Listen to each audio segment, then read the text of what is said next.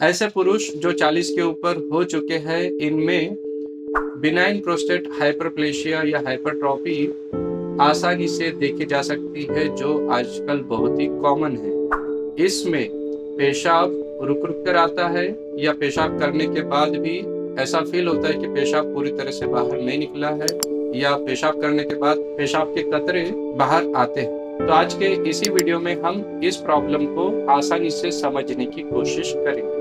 आपसे रिक्वेस्ट है कि इस वीडियो को आखिर तक जरूर देखें।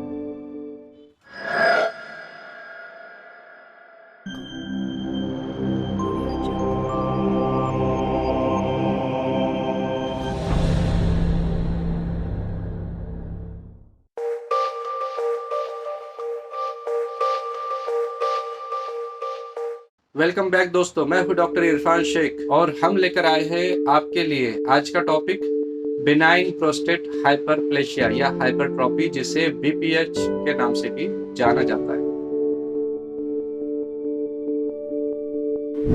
सबसे पहले हम देखेंगे प्रोस्टेट क्या है। प्रोस्टेट एक अखरोट के आकार की छोटी सी ग्रंथि है जो पुरुष प्रजनन प्रणाली का अहम हिस्सा होती है। ये ग्रंथि मूत्राशय के बेस यानी निचले हिस्से पर मूत्र मार्ग को घेरे हुए होती है। जहां मूत्र मार्ग मूत्राशय से जुड़ता है, उस जगह पे प्रोस्टेट का मुख्य कार्य एक तरल लुब्रिकेट पदार्थ बनाना है जो वीर्य में मिलकर उसे अधिक चिकनाई और स्टेबिलिटी देता है। ध्यान रहे कि पुरुष की प्रजनन क्षमता के लिए प्रोस्टेट द्रव आवश्यक है।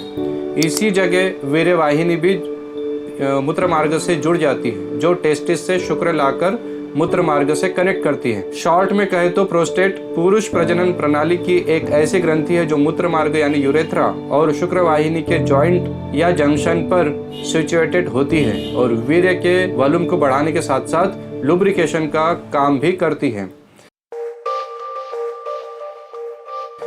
बेनाइन प्रोस्टेट हाइपरट्रॉफी, जिसे बीपीएच भी कहा जाता है, पुरुषों में ऐसी स्थिति है जिसमें प्रोस्टेट ग्रंथि की साइज नॉर्मल से ज़्यादा बढ़ जाती है, लेकिन कैंसर ग्रस्त नहीं होती। जैसे जैसे प्रोस्टेट ग्रंथि बढ़ती है वैसे वैसे मूत्र मार्ग पर दबाव पड़ता है और मूत्र मार्ग नैरो यानी संकुचित होते जाता है। मूत्राशय की दीवार मोटी होती जाती है। अंततः मूत्राशय कमजोर हो जाता है और पूरी तरह खाली होने की क्षमता खो सकता है, जिससे मूत्राशय में कुछ मूत्र बाकी रह जाता है। मूत्र मार्ग का संकुचन यानी नैरो होना और मूत्राशय को पूरी तरह से खाली करने में जो उसकी असमर्थता है, ये बीपीएच से जुड़ी कई समस्याओं का कारण बनती है। बीपीएच के कारण क्या है? एक पुरुष में पुरुष हार्मोन यानी टेस्टोस्टेरोन के साथ साथ बहुत ही कम मात्रा में महिला हार्मोन यानी एस्ट्रोजन भी उत्पन्न होता है, जो कि एक नॉर्मल प्रोसीजर है। इनका एक स्पेसिफिक रेशो होता है। जैसे जैसे पुरुषों की उम्र बढ़ती है, उनके रक्त में सक्रिय टेस्टोस्टेरोन की मात्रा में कमी हो जाती है, जिससे एस्ट्रोजन का अनुपात नॉर्मल से अधिक हो जाता है, जिससे बीपीएच हो सकता है। क्योंकि वैज्ञानिक अध्ययनों से पता चला है कि प्रोस्टेट के भीतर एस्ट्रोजन का उच्च अनुपात यानी रेशो उन पदार्थों की गतिविधियों को बढ़ाता है जो प्रोस्टेट कोशिकाओं की वृद्धि को बढ़ाते हैं। बीपीएच के कारणों को लेकर एक दूसरी थ्योरी भी है जो डाइहाइड्रोटेस्टोस्टेरोन पर यानी DHT पर बेस्ड है। DHT यानी डाइहाइड्रोटेस्टोस्टेरोन ये टेस्टोस्टेरोन हार्मोन का ही डेरिवेटिव है, जो कि एक पुरुष हार्मोन है। ये प्रोस्टेट विकास और वृद्धि में अहम भूमिका निभाता है। कुछ शोधों ने संकेत दिया है कि रक्त में टेस्टोस्टेरोन के स्तर में गिरावट के बावजूद वृद्ध पुरुषों में प्रोस्टेट में DHT के उच्च स्तर का उत्पादन और संचय जारी रहता है। DHT का ये संचय प्रोस्टेट कोशिकाओं को लगातार बढ़ने के लिए प्रोत्साहित कर सकता है। इसका सीधा मतलब ये होगा DHT is directly proportional to BPH। अब BPH विकसित होने की अधिक संभावना किसे होती है? तो सबसे पहले है 40 साल और उससे अधिक आयु वाले पुरुषों में। इनमें 50% से ज़्यादा चांस होता है BPH डेवलप होने का। इसी के साथ बिनाइन प्रोस्टेट हाइपरप्लेशिया या हाइपरट्रॉफी की फैमिली हिस्ट्री होना, कुछ मेडिकल कंडीशन जैसे कि मोटापा हो गया, हार्ट की बीमारियां हो गई और सर्कुलेटरी डिजीजेज हो गई, टाइप 2 डायबिटीज़ है, शारीरिक व्यायाम की कमी, लो सेक्सुअल एक्टिविटी, इरेक्टाइल डिसफंक्शन, इन सब में BPH आपको देखने को मिल सकता है। BPH के लक्षण क्या है? What are the symptoms of benign prostate hyperplasia? BPH के जो सिम्टम्स है वो मेनली इन दो वजहों से दिखाई दे सकते हैं। एक है मूत्र मार्ग में ब्लॉक की वजह से और दूसरा है थके हुए ब्लैडर की वजह से, क्योंकि ब्लॉक की वजह से इस पर वर्कलोड बढ़ जाता है।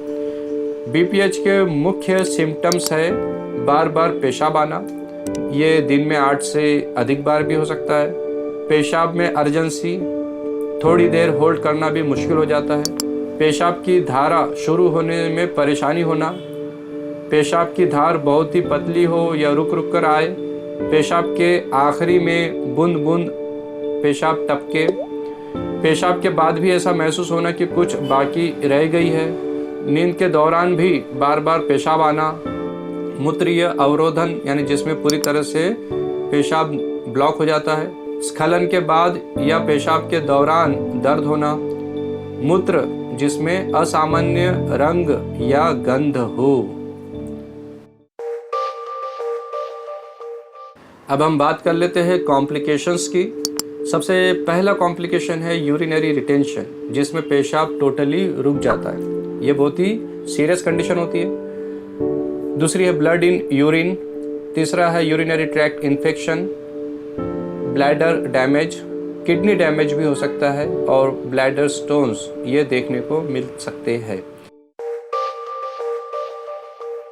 BPH का निदान कैसे किया जाता है? तो सबसे पहले ये लाक्षणिक आधार पर, लक्षणों के आधार पर शारीरिक परीक्षा करके, जिसमें examine of discharge from urethra है और कोई एनलार्जमेंट है, टेंडर लिम्फ नोड है इन ग्रॉइन वगैरह, डिजिटल रेक्टल एग्जामिनेशन, इन सब में पैथोलॉजिकल परीक्षण में urine test, urine analysis, cystoscopy और अल्ट्रासाउंड यानी सोनोग्राफी कर लेने के बाद इसका डायग्नोसिस कंफर्म हो जाता है।